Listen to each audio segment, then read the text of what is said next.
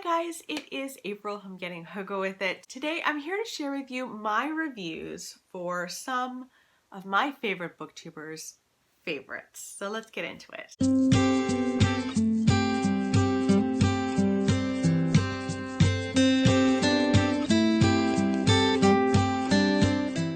So back in January, I did a video about the 29 books that I want to read for 2020 that were very much loved by booktubers that I personally love. And I have a little separate stack of these books on my shelves. There are 29 of them. So far, I've read 8 of them, and for the most part, I've really liked them a lot. Like, I will be doing this again next year. This is how I'm going to do like what I'd like to read in 2020 or 2021 or whatever. I think this is going to be it because I've had such an amazing reading year so far because of this. So this is just part 1. It is early May when I'm doing this, May 7th when I'm filming this. So this is just part 1, but I do want to share the books that I have read because of my favorite booktubers and their favorites. So let's dive right in. The first is Before We Were Yours by Lisa Wingate. This was suggested and loved by Sofia Reads, and I really enjoyed this. This follows a group of poorer children in the 1930s, and it's based on true events where this terrible, terrible woman named Georgia Tan would literally kidnap lower class children from their families, put them in an orphanage, orphans who had parents in any case, and then essentially sell them to upper class families struggling with fertility or wanting to take in a child. There was so much abuse at this orphanage, and we follow a group of children who are kidnapped, their siblings, a group of siblings who are kidnapped and put in this orphanage, and you find out where they land and what happens to them. This does that really great thing that I really enjoy most of the time, where you meet someone in contemporary time trying to solve the mysteries of the past. And I really enjoyed this. I much preferred the historical part of this book than the contemporary part, but I thought it was really, really good, and I very much enjoyed it, and I'm glad that I read this. So thank you, Sophia, for that. Then, this is probably still my favorite book that I read this year because it just blew my mind. It's Miracle Creek by Angie Kim. This was Angie Kim's debut novel.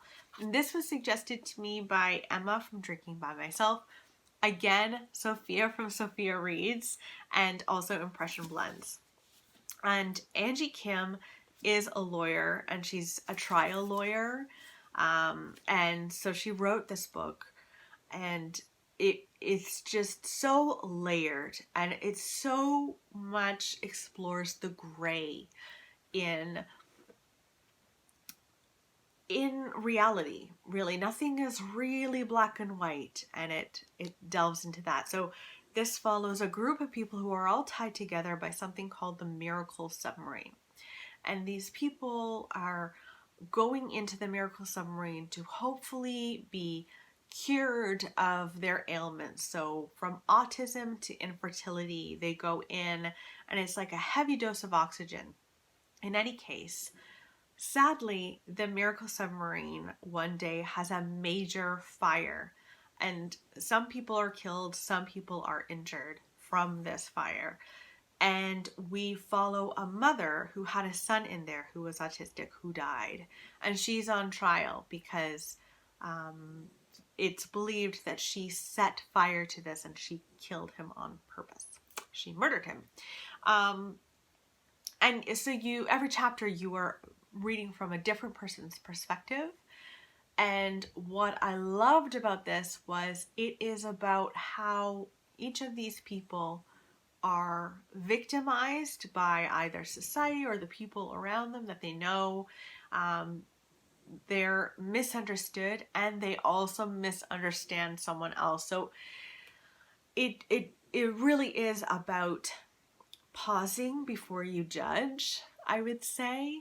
It is about how no one is completely right, no one is completely wrong. We all have so much gray in us. And it was very human, very, very humanized kind of story. And I adored this. I gave this 5 stars. And as you can see, I'm going on and on about it. Probably still my favorite book of the year. This was the first book of the bunch that I read this year, and it's Scythe. And this one was loved by Sarah from Sarah's Nightstand. And I'm so glad I read this because I have learned that I kind of like YA sometimes. I was really struggling with YA. If you've been on my channel for a while, you know that I've picked up YA cautiously for many years and mostly struggled. But I'm starting to think I like dystopian, utopian YA. So I loved this. Scythe is about 2 teenagers who are essentially training to kill people because they live in a world, a utopian world, where no one dies. Science has gotten so far advanced that people don't die anymore. And so they need these people called scythes to go around and kill people. It's supposed to be random. You learn in here whether it is random or not, and you follow this boy and this girl training to become scythes. It was so twisty-turny. I did not expect how twisty-turny this would be. I just could not stop flipping the pages. I've got the second book on my shelves just waiting for me to dive into. I loved this book. So much fun. So thank you, Sarah. Next is My Sister, the Serial Killer, and this was recommended to me by Emma from Drinking by My Shelf, and then also Simon's mom. So Simon of Savidge Reads has his own YouTube channel, and he sometimes has his mom on, and she came on and she did her favorites that she read in 2019, and this was on there, and so of course I had to include it. So My Sister, the Serial Killer is literally just that. It's about 2 sisters. One of them is a serial killer and one of them is normal but loves her sister and has to kind of cover up for her sister's murder, so she'll like move the body. She's like her move the body friend.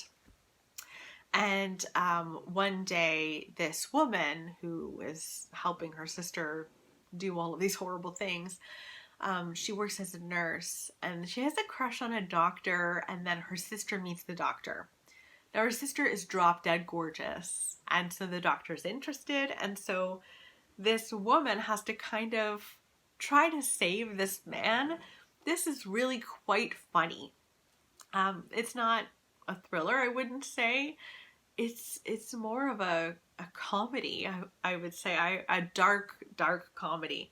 And I really, really enjoyed this one a lot. So thanks guys for suggesting it. Next is a series that I have been just flying through, thanks to Jen Campbell.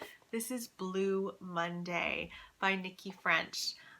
So this is the first in the Frida Klein series, and Frida is a psychotherapist, and she seems to get herself involved in a lot of mysteries and crimes and works with the police, whether they want her help or not, to try and solve these crimes. And in this book, the first book, you meet her sitting with a patient who is struggling with infertility. It's interesting, there's so much infertility in this pile, but they're really struggling with infertility, and he has been literally dreaming about this redheaded boy. He's redheaded and he just wants this boy in his life.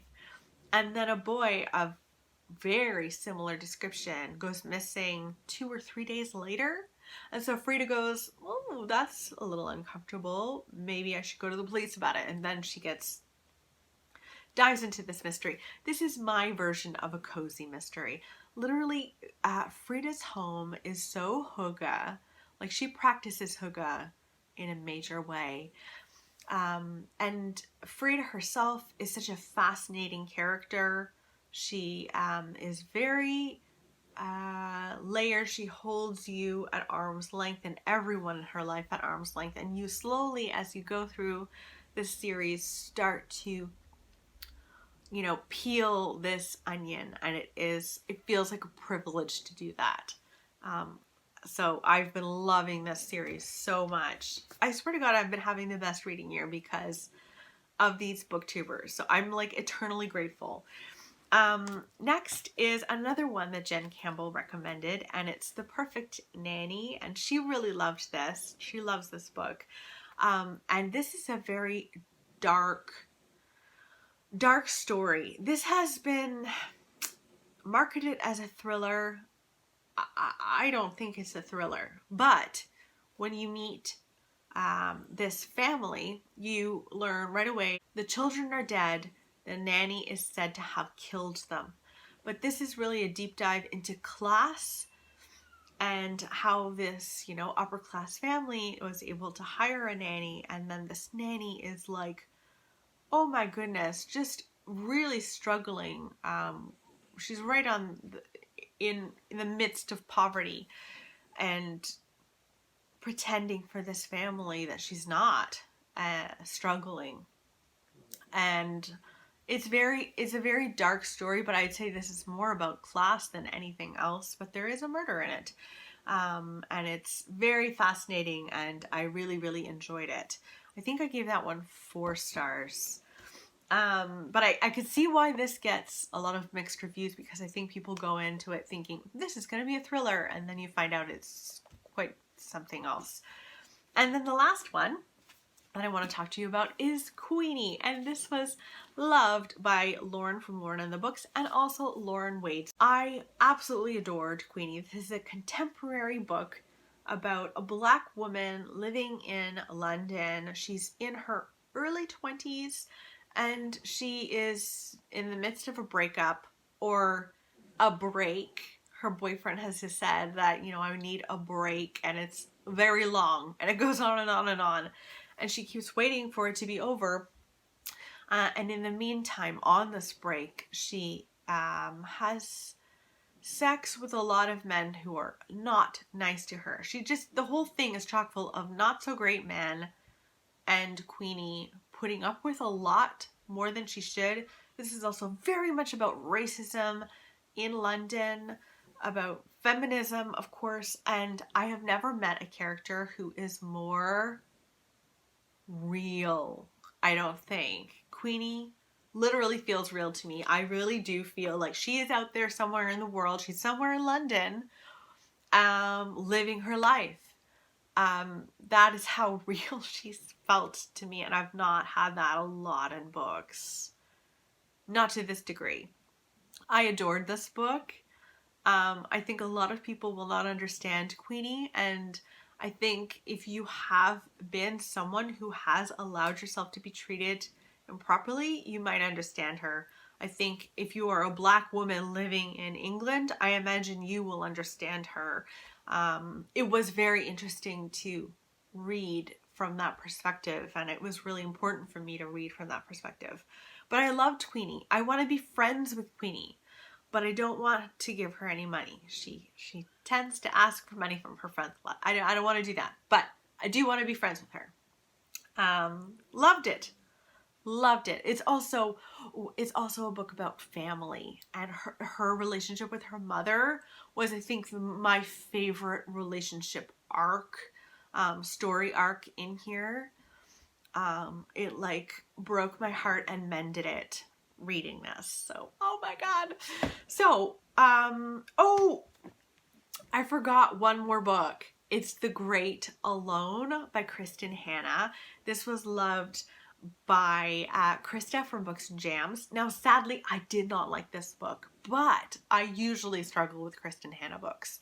This takes place in the 70s in Alaska, and we follow a teenager who has a father who's abusive. He has come back from the Vietnam War, and he is abusive towards her mother. And her mother loves him very much, and she decides to stay. and our main character, I think her name was Lenny, she stays as well because she has no choice because she's 16. In any case, he decides we're moving to Alaska because we can stay on this guy's plot of land in his home for free, and so that's what we're doing. And it's about their first winter in Alaska, and we follow her over a couple of years, 4 years I want to say. I really struggled with this story. I don't like the writing style of Kristen Hanna. For some reason I just don't like it, and I found a lot of the time the characters did not act like themselves. You know, we're following her as she's getting older, and she does things that she was smarter when she was younger than she was when she was older, and I don't think that's how usually it works. I don't know. Usually you get a little more intelligent as you get older. Maybe not, but I struggled with believing the characters and what they did based on who I thought they were. So it didn't work for me, unfortunately, but the fact that only one out of the 8 books that I read because of these booktubers and their favorites didn't work, like, that's amazing. So me from the future, since I filmed this video, I actually read 2 more books from the list. So I want to include those and what I thought of them and who suggested them. So the first is Bree from Call Me After Coffee. She recommended A Man Called Ove. I actually just finished it very recently, and I think this is more of a 3-star for me. It was good, but I wasn't completely blown away in the end.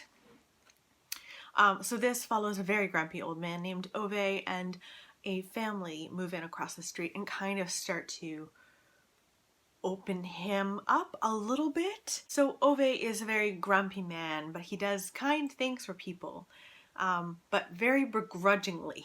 And I cared about Ove incredibly. Like, I still do. I finished the book. I still really do care for Ove. But I never completely softened to him. I loved him, but I found him really rude the whole way through. And he is rude, and he's written that way. But he never completely softens, and I struggled with that. I wanted him to soften a little bit more. I also found the other characters quite flat in the story. They were very one-dimensional, and their whole purpose of being almost was to further Ove's plot. And I want more from all of my characters, not just the main character.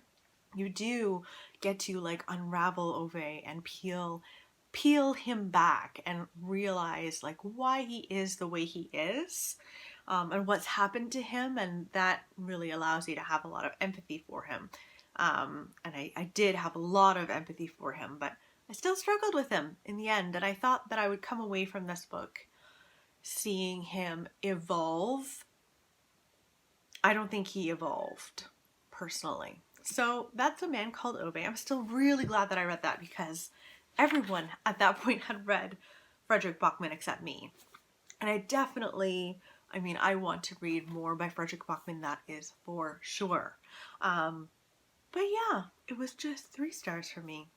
Another book that was just 3 stars for me was We Were the Lucky Ones by Georgia Hunter. Now, who were the people that loved this one? Oh yeah, also Bree from Call Me After Coffee, and then Krista from Books and Jams. So this is a World War II historical fiction book. Is it fiction or isn't it? Because this author, Georgia Hunter, her family went through this. So it's basically a retelling, a reimagining of what her family went through during World War II. They were Jewish people living in Poland, I believe. And they ended up becoming a bit scattered all over the world in order to survive. And you read from all of the perspectives of all of the family members. And I there was one storyline here in particular that I was so invested in. There's a young mother who has a little girl. I think she's like, I don't know, she's like 2 years old or something like that when all of this goes down at the beginning of it. I cared about them so much, and I was so invested in, like, edge of my seat with all of their scenes. I was at the edge of my seat. So you'd think that this would be like 4 or 5 stars, but I struggled with, this is a weird thing to struggle with, the very short chapters. So short that I feel like you just got a snippet of one of the family members and then you're moving on to the next. And I wanted to get to know them a little bit more before I was thrown into someone else's storyline, and I found that a little bit confusing. I also felt like, okay, so the writer took all of the stories of her family and wrote a fictionalized account of what they went through. She made up the dialogue and all of that, but she still knew these people. And so I felt like she didn't really have to do all that much when you think about it, or at least when I thought about it. I didn't feel like she had to do all that much to make this story compelling because it was kind of handed to her by her family. Now that said, it would be, I imagine, incredibly hard to write about your family. I imagine this was very emotional writing this. Yeah, but there were too many things for me to give this a 4-star. Even though there was that mother-daughter duo thing, I literally was on the edge of my seat, but still just a 3-star for me. I had to just hop in and add those to the video. So back to old me. So many of these have been 5-star reads, and I have booktubers to thank, so thank you. It makes me so happy. I'm going to continue working my way through that stack. I'll slowly work my way through, and maybe I won't read them all this year. Hopefully I will. But if I don't, then I know that some of my favorite bookish friends have loved them, so I'll know to go to my shelves and reach for them. Let me know in the comments below if you've read any of these and what you've thought of them. I will obviously do another of these videos a little later on. It's May, so maybe I'll do one in, what, August? September? Something like that. I'll sort it out. But I hope you guys are doing well. My foot is completely asleep. Wish me luck as I hobble around. Bye!